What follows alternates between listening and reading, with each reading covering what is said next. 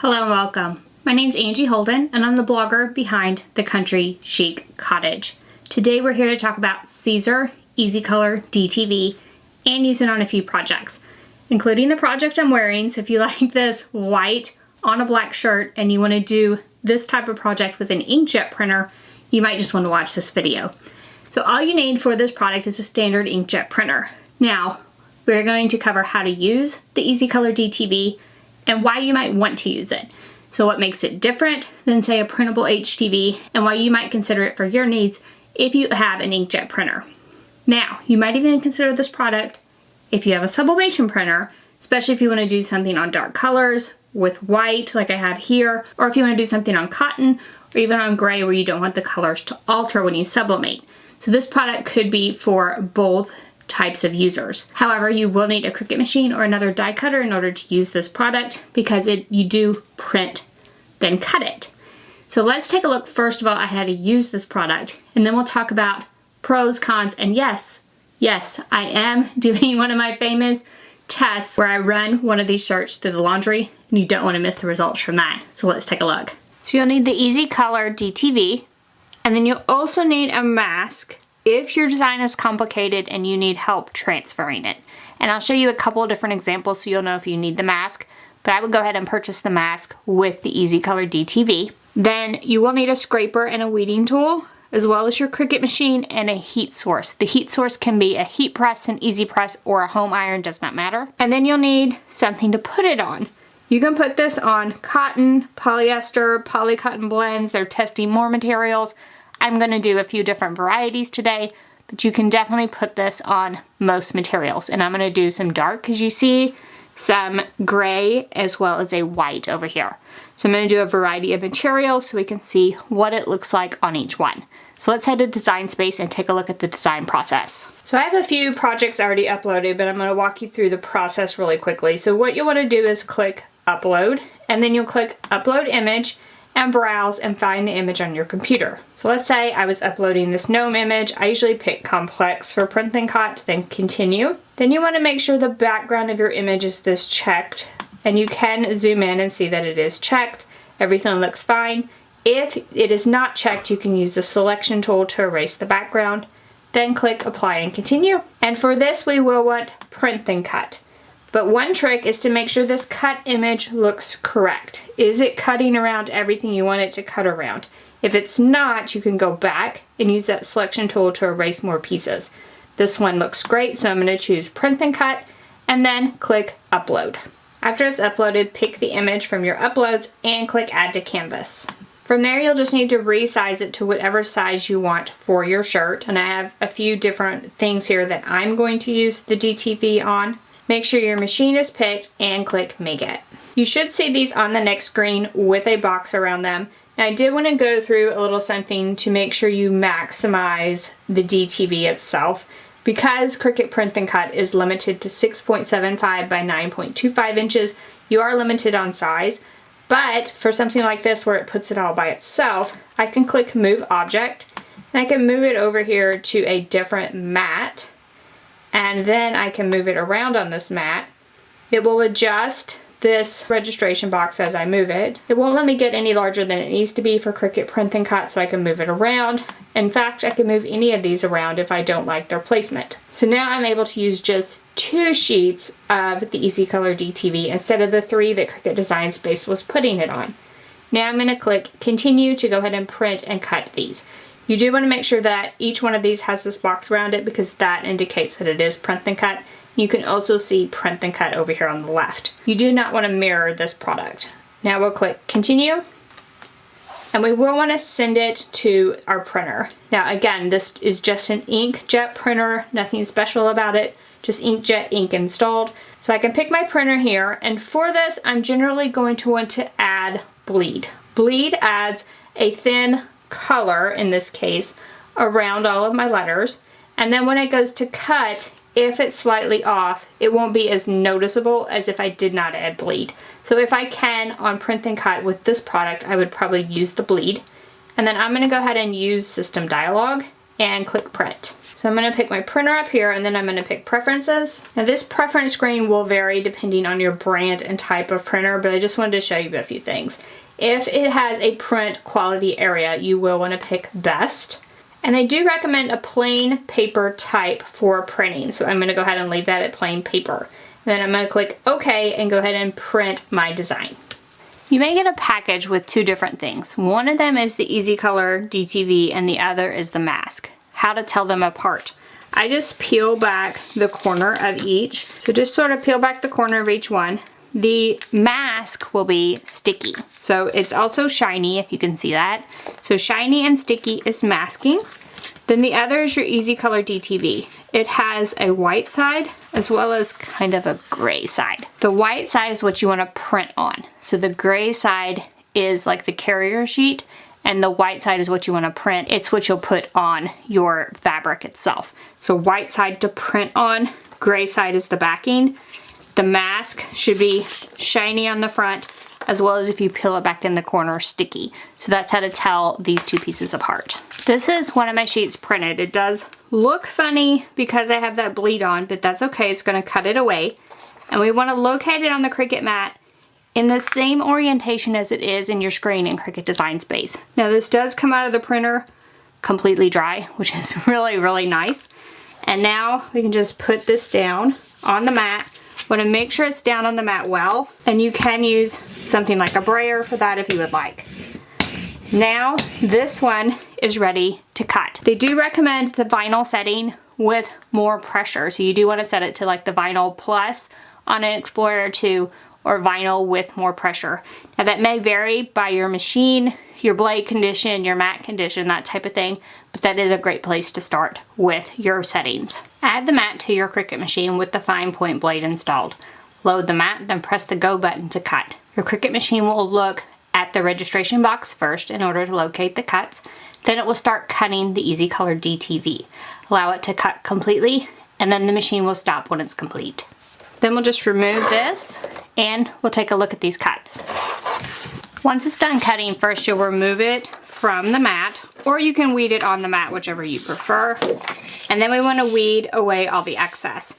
So I just like to start in the corner, start peeling it back, and you can see my cuts on this. So you want to leave everything that you want transferred to your fabric. So you want to remove things like the centers of any letters and that type of thing. And you can use a weeding hook for this. So just remove things like the centers of any letters. And this material is really thin, but it weeds really easily. The Vinyl Plus setting worked great on both of my sheets. So I'm gonna go ahead and weed my other sheet here, and then we'll take a look at pressing this material. So the first option we're going to talk about is putting this on the fabric without any transfer mask at all. You always want to preheat your material, so we'll do that first. So we want to preheat about 3 seconds. So I'm using the Easy Press, and it's 340 degrees for 30 seconds. If you are using a standard heat press, it would be 310 degrees for 15 seconds. So I have this set for 30 seconds. It says 25 to 30 on the instructions, just to note there. And then for a home iron, it's 25 to 30 seconds, and you just set it as high as you can get it, or your settings may vary depending on the iron you have. So for this one, I'm just going to peel this back from the backing, and you will need a Teflon sheet for this version as well. And then we're going to locate that on our tea towel, and it does kind of curl up, I will say that, after you peel it off. And so we're going to locate that, everything looks good. We're going to lay this on top, and you just want to make sure you got that completely flat under there, and I did. And then we're going to press it the 340, 30 seconds. I'm using a Teflon sheet, parchment paper would work, butcher paper, just anything to protect the Easycolor DTV. You do want to press down with medium pressure, and then as soon as your time is up, we're going to lift that up. And it is a hot peel, so I'm just going to peel this back while it's hot. Now this was a 100% cotton tea towel. The design looks amazing on the surface. So now let's press some shirts and see how it does.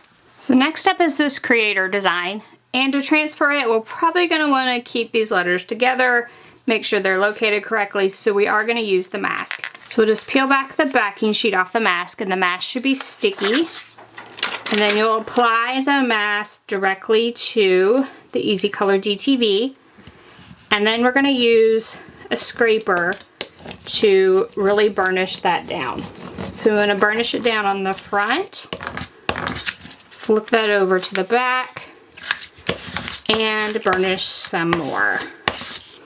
The easiest way I found to peel this back is to peel it back all the way on itself at a 45-degree angle, and then just keep peeling back, and the DTV should stay on the masking and the backing should come off.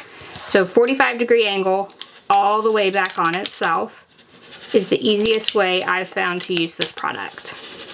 Then once it's all the way off, this one's ready to be transferred to your shirt. So let's take a look at the process after you've added the mask and adding it to a shirt. So this shirt is a cotton poly blend. The process will be basically the same. I have the Easy Press heating up, and we're just gonna add this in the same manner.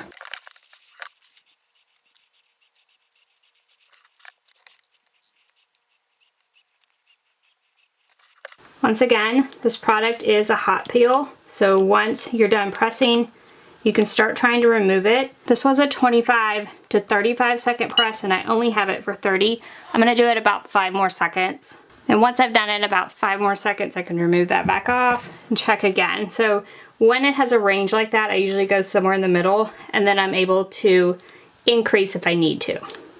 Then we can just remove that heat mask to reveal the design on our shirt. So I did want to show you I made 2 shirts the exact same and the exact same methods for both. One of these I'm going to run through the laundry several times to see how this material holds up. And then I also wanted to show you I put a design on a black shirt that had white, and you can see it is very, very white. None of the black shows through, which is something I was worried about with this product. Let me run that other shirt through the laundry a few times and we'll come back and see the results. Here are the shirts after a few laundry cycles. This shirt I ran through 15 laundry cycles, and this is the shirt as pressed without any laundry cycles at all. So hopefully you can start to see, you're seeing some wear on this product. It's wrinkly, the edges are lifting up a little bit. And I did want to note when it's applied, it's pretty good on the stretch, not bad at all. It's really thin on the surface. I do really like the material. Now, after 15 laundry cycles, hopefully you can see, if you look in this R, when I stretch, you're beginning to see some white. So it is beginning to crack, and you can see the same thing on the E if you look. When I stretch it apart, you can see a white line. That means the material itself is starting to crack in a few places. So I think it's starting to fail after 15 laundry cycles. Overall, I'm really impressed with the way this product worked, however, and I really think it's a good solution for those of you that have an inkjet printer. All right, so after my laundry test, number 1, super impressed with how this product works. It is fairly thin on the shirt. It does feel like a thin HTV to me though. So it does sit on top of the shirt. It doesn't embed into the shirt similar to sublimation would. So you do expect a feel on the shirt. However, you saw like it really stretches. It's a really nice feeling product. You do want to wait 24 hours before you start any laundry cycles. And then you're going to machine wash cold, tumble dry low, no bleach, no dry cleaning. Then that makes the product last as long as possible. Now, another thing that will make it last as long as possible is applying it correctly and using all of those instructions that they give you. Something else I like to do even with HTV or a product like this is after I've peeled back that mask in this case, if I see any of the edges lifted at all, I will put the Teflon sheet back down, heat it up for 5 or 10 more seconds just to make sure I get those edges really good and down on the product. I did do that on the ones I did the laundry test on, just so I knew that it was down really well and I wasn't starting to use something that wasn't applied correctly in order to do my experiments. Okay, so let's talk about a comparison with other products. I have done laundry tests like this on many products over the years. So I'm just gonna run through a few that I've tested before that will probably compare to the Easycolor DTV, so you'll know how they compared in my testing as well. I've tested Starcraft printable HTV for light fabrics. Did not like it at all. Do not recommend. Starcraft printable HTV for dark fabrics. It had significant cracking around the 13th to 14th laundry cycle. So I was on 15 laundry cycles with this one, And the shirt I showed you, I would still wear. So I don't think it was cracked enough that I wouldn't still wear it. So they state around 20, and I do think up to 20 it would definitely be fine for wearing. After 20, you might see some issues with the Easycolor DTV that like you wouldn't want to wear it, or you would wear it more of like, you know, a rustic, worn type shirt rather than something that would look new. Then we have heat transfer papers. I've tried several of those. Most of them 3, 4, 5 laundry cycles and they're done. Like they look horrible. So heat transfer paper I only recommend if you need a temporary shirt and you don't need something for a long term. Printable HTV is what I generally recommend for an inkjet printer when you need something more long term. Now this Easycolor DTV did last longer than the other printable HTVs I've tried. Looks better after this 15th laundry cycle. So I do think that it is a better product if you have just that inkjet printer. I was also super impressed with how great it looked on the black shirt. Like the white, you cannot see the black through it at all. So I was super impressed with that as well. So if you're looking for that product, either to use on your inkjet printer, use with cotton that you can't sublimate on, use on dark colors, gray, any type of color where you don't want that sublimation translucent look, Siser Easycolor DTV might just be for you. So the Siser Easycolor DTV to me was a pretty good price. If you want to get more expensive and have things last longer, I do have a comparison of Supacolor versus like a professionally printed HTV, where you would send your file off, someone else would print it, they would bring it back to you, and you would put it on the shirt. Now for those products, Supacolor as well as the printed HTV that's professional, they need a heavy pressure. So you would need a heat press to do those. I don't even recommend the auto press for those. Whereas this product with the Easycolor DTV, you could use your easy press, you could use your auto press, you could use a heat press, you could use whatever you had. They even showed it with an iron. So that's another benefit of this product, I feel like, is that you can use it no matter what you're using to heat it with. So that was another benefit of this product, I felt like. Plus it was super easy to use, as you saw. So now, what questions do you have about Siser Easycolor DTV? Ask those in the comment section below. If you like this video, if it helped you, give us a thumbs up. And if you haven't already, head on over to our YouTube channel, hit that subscribe button.